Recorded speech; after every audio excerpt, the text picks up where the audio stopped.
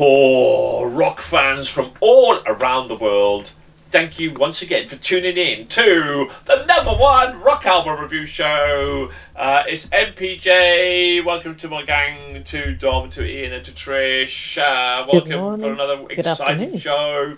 Right. Hello. What excitement we have. Well, we have got some amazing rock bands that we're going to review today. But who are they? Well, we are pitting up against Primal Fear and Code Red versus Jelusick and Follow the Blind Man. Dun dun dun. We're going to put them head to head. We're going to rate them out of 5. We're going to tell you where we think we should spend our money, and therefore would you also spend your money. And then we're going to rate them out of 5, as you know, and then when they get to Hall of Fame, when they get shortlisted for Album of the Year, let's find out who first. Primal Fear, Code Red. Right, Primal Fear was founded in October '97 by singer Ralph Scheepers and Matt Sinner. They have been constants in the heavy metal scene before the band founded. Ralph Scheepers sung in the band's Tyrant Pace, FBI, and an internationally successful band Gamma Ray. And after a gig with his Judas Priest cover band Just Priest, love that, which Matt Sinner and Tom Newman helped out, the idea arose to found Primal Fear. They signed a record deal with Nekyia Records in '97. The debut album Primal Fear was released in February '98 and entered the German LP charts at a place of 48, making one of the highest charting entries of a demo album in German metal. The same year, the toured of metal veterans Running Wild and Hammerfall. Dun dun dun! So, Trish, let's start with you then. A bit of Primal Fear and Code Red. Heard of them? What did you think? No, not heard of them. And the cover of the album is impressive in itself, which makes you expect great things from it. And the album is straight out the starting blocks with Another Hero. It's deep guitar, repeating rhythm that has your head nodding along, which is always a good start. The album flows fully well, with dark tones to some of the songs. There are plenty of fist-pumping moments and the obligatory ballad of Forever, with its own bit of cheesiness on the album. It's a bit heavier to my normal listening, but it's a good solid album showcasing they had material still in them on this 14th album and over 25 years together. They are not to be messed with. My favourite track on the album was Their Gods Have Failed. Wow. Now, somebody else you just don't mess with, people, and that's the Venom Man, Ian. Primal Fear, heard of them? What did you think? So I think I'd heard of them, but I don't know if I'm messing it up with the Motley Crue song Primal Scream. I don't know. So it could be one or the other. But you know when a band has a name like a song that you really like, your expectation is kind of up here already straight away, and I love that Primal Scream song from Motley Crue. And obviously this is very different to Motley Crue. Very, very different. This is good, honest 80s heavy metal. This is just, this is thumping, this is banging, this is, when you were describing the background of the band, I'm like, oh yeah, so many, you know, I had 5 pieces left of an impossible puzzle, jigsaw puzzle, and when you were describing it, it's like, oh yeah, that goes there, that goes there, that goes there, that goes there. Everything made sense as soon as you said that. I think it was the opening track, Deep in the Night, is the opening track. I really loved it. I think it was the opener. Their Gods Have Failed. I mean, like that title epitomizes what the metal sound you can expect actually is as well. Their Gods Have Failed. You know, it's a real good sounding title. Forever, I really like Forever. For me, it's more heavy than I would choose to listen to, but I would choose to listen to this. I really enjoyed it. I was surprised with how much I did enjoy this. It's just, when something is done really, really well, you can't avoid that. You can't turn away, whether it's like something you traditionally listen to or not. You just have to respect that. So I didn't get as much chance to listen to this album as I did the first few, and that's a bit of a danger with the last 2 albums. Is unless you plan when you're going to listen to it. But what I really did like it, and I'm definitely downloading this to my rock albums I love, so I can listen to it more and explore it more. 100%. Right. Well, somebody else you just don't mess around with. Dom, Primal Fear. Come across them? I haven't. No, I haven't. But this was good. A bit of aggression kicking in, which I really liked. And there's a kind of, I think, a real mashup style with this band. So it's a bit heavy. There's a bit of thrash sound in there. There's a bit of speed metal actually in there as well. And then kind of a classic 70s hard rock. Judas Priest, basically. This is what I was channeling, was Judas Priest. Or I think they channeled Judas Priest. It's got that kind of Euro power metal thing as well, with the kind of slightly poppy choruses going on. So it made me happy listening to it. It was good, maybe average, and it was more crunchy than some of the bands that we've listened to, and that was good. There were a couple of real howlers though in there. Cancel Culture, I thought, was pretty weak. The World Is on Fire, that was patchy as well. So I kind of think good effort, but yeah, and I like the aggression, I like the power. Do you know why you like this, Dom? Why? Because they weren't Swedish. That's right, exactly. Germany, love Germans. Love Germans. That would be why. That would be why. Yeah. I love Cancel Culture. That was my favourite track on the record. Really? Oh, sorry. I love the fact that we heard things differently. Do you know what I mean? I can't run down and add it into my... I really loved it. I thought it was pretty cool and catchy, but there we go. Yeah, I love the fact that I really like things that have a real kind of mixture to the album. So I like the fact that it went a little bit thrash metal-y but didn't go full on thrash metal. I love the fact that they had a bit of speed in it but didn't go full on speed. It's almost like they've gone, yeah, we're going to keep to our Euro kind of, you know, that sort of 80s kind of dad rock at our core, but we're going to take it off in different directions. And it worked. It really did work. It was a crackingly good, fast-paced album. That didn't go too far in that thrash metal speed. I thought it was really solid effort. Really good effort. And I suppose when you've been around as long as they have, you want to try, you know. And I tip my hat to here, because a lot of bands go experimental or go in off a different direction and totally lose the core of what they are and become a master of none, shall we say, and it doesn't work. Whereas this one worked. It did work. Really cool album. Really kind of listened to it. There wasn't enough standout tracks for me with what I call hero tracks that would set it above, you know, some of the other major albums we've heard this year. But really good, solid, really good. Well, let's find out. Jelusick then.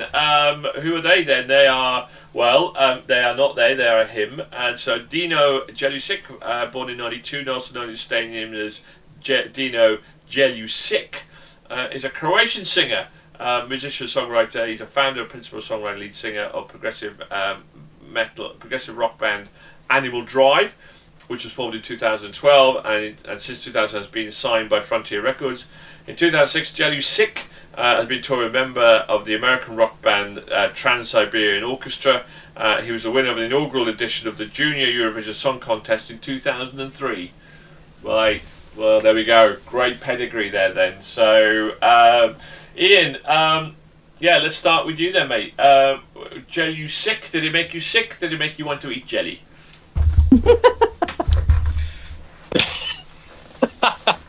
I didn't realise. I was wondering where they were from.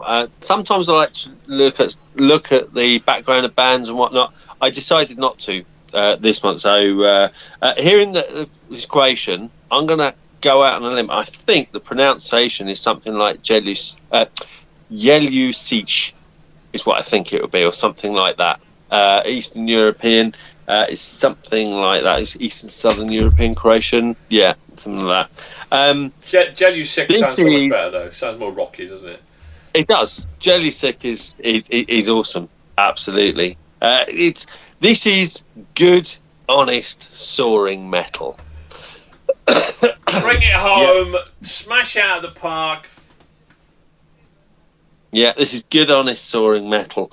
And I can say now at the end, now I've done all of them, I did find that all of them actually stuck to their genres for what they wanted from that album, whether that was their typical sound or not.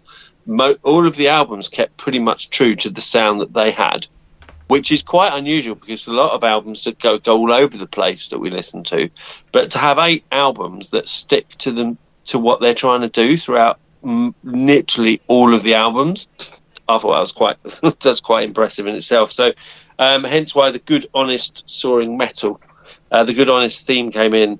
I enjoyed listening to this. Again, the last album didn't get as much play as some of the others, but I knew instantly I love this.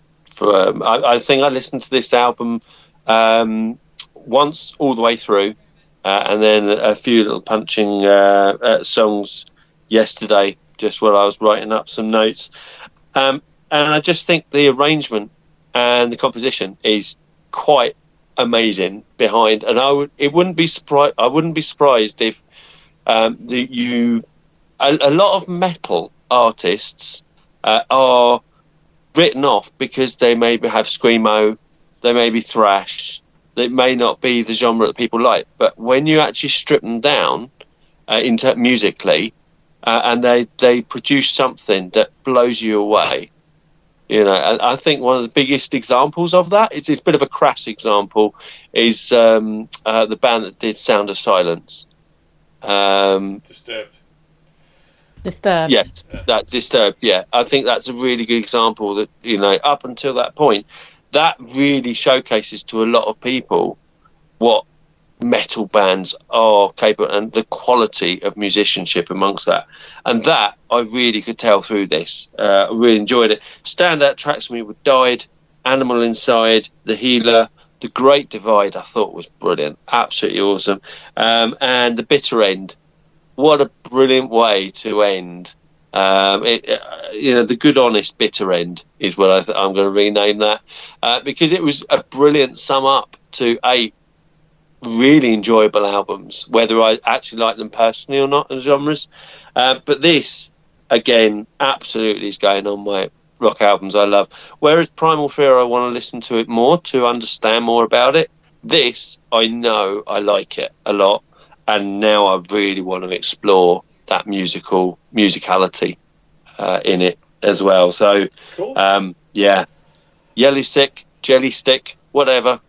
I loved it. Talking about something jelly on a stick, wobble on a plate. Dom. Thank you. Yeah, he's got a powerful voice, this guy, hasn't he? And is technically a amazing kind of power vocals, heavy riffs, and definitely an eye for melody in there. And, some of those riffs, they're drifting into that kind of power thrash area as well, which is nice. I thought it was good. I really love Croatia. Can I just say that? It's an amazing country. I've never been, but I've heard it's wonderful. And everybody from Croatia is great. I heard the Croatian rock scene is really vibrant. And really vibrant, exactly. Maybe a little lacking in soul or power for me, but I enjoyed it, and I think there's a lot to listen to and a lot to enjoy in this album. Talking about having a lot to enjoy from somebody, Trish. Then, what do you think for Jelusick? The opening track, Reign of the Vultures, hits you right in the face with full-on force, with heavy guitars, drums and vocals. Again, a little heavy to my normal listening, but I have listened to other bands on this podcast before that have been so, and after a few more listens, I've appreciated their albums. So would this be the same for Jelusick? There is no denying this album has everything thrown in it, including the above, but also Ballad Follow the Blind Man, which is a very emotionally touching song. Then you go the polar opposite with Acid Rain, which has a bit of a growlo screamo in there. After a few more listens, this album for me was a grower and a good offering of a rock album. Yeah, and apologies to on our previous podcast I said Rain of Vultures was thing of another band, so it was obviously Jelusick. And so Rain of Vultures, my problem with this album is that Rain of Vultures set the tone and the rest of the album didn't live up to it big time, and it did go a bit screamo and growlo at times, which as you all know is not really my cup of tea. My problem here with this album is that I should have loved it, but I didn't. I thought it was just okay because I think that it tried to do. I think it became a master of all and didn't achieve that. I think he tried to do different things, and I love variation in my album, but that variation's got to hit home, and I think he tried too many different things, like from a really cool rock ballad to kind of heavy metal. And it just didn't all kind of... I should have loved this album, but it just didn't quite gel for me right the way through. There should have been a lot more tracks on there that I really liked, and I struggled to, apart from obviously the opening track of Rain of Vultures. So it was just a little bit frustrating, I think, for me. Because you match up with Primal Fear, and I thought they did. I think they took it in different directions and did it really well. Well, I think this guy took it in different directions and didn't do it as well. But it was still good. It was still solid. I still enjoyed it. I just didn't love it. And it frustrated me a little bit. But there we go. But so, where are we going to buy? Who are we going to buy? Where will we spend our hard-earned dosh? Will any of them get into a Hall of Fame? Guess what? Guess who I'm going to start with? Who am I going to start with? It's none of you lot. I'm going to start with Paul because he's not here. Special mention. Get well soon, Paul. Primal Fear. He give a 3.52. Trish. 3.5. 3.5 as well. Whoa, there we go. Dom. I was going to go 3.5 as well. Shock of shocks. Ian. Yep, me too. 3.5. Wow. Will it be a 5? 3.5s. Will it be a 3.5 across the board? No, 4. Of course not. You have to put a spanner in the works. I thought, yeah, it's worth a 4, but there we go. So we're 7, 14, 18. That is a cracking score. On top 50, or top 75. I mean, out of the 300 albums, nearly coming approach to that we reviewed. So really good score. Not quite a Hall of Fame. Will Jelusick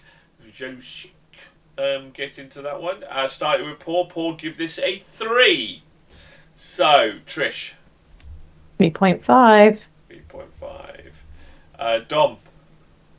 3. 3. And Ian.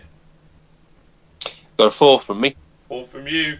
Well, I give it a 3.5. Shame it wasn't the previous 3.5. So there we go. We got 7. We got 10. We got 13. We got 17. So another crackingly good high score. Not quite enough to get to a Hall of Fame. What? Go on. Can I just say something? I gave both of them 3.5. Yeah. I need to pick which one I would know. buy. I haven't got there yet. I haven't decided. Well, you normally do it after. No. I've said that they got 17. I haven't actually said which one we're going to buy yet. I didn't said that we were going to buy a particular album, but come to that. So I would buy Primal Fear. Paul would buy Primal Fear. Ian would buy Jelusick. Trish, Primal Fear or Jelusick? Primal Fear. Primal Fear, there we go. And Dom will buy Primal Fear. So, 18 to 17, 4 to 1. We are going with Primal Fear, and we're buying Code Red. So there we go. Thank you very much. Both cracking albums, great scores. Well done, everybody. Thank you to my wonderful crew, to Trish, to Ian, to Dom, and more importantly to Paul. Get well soon. We know you're on the mend, so that's great news. And take care, everybody. Keep on rocking, and we will see you. We'll see you soon for more rock albums. Bye. Like and subscribe, everybody, please. Thank you very much. Goodbye for now. Bye. Get well soon, Paul.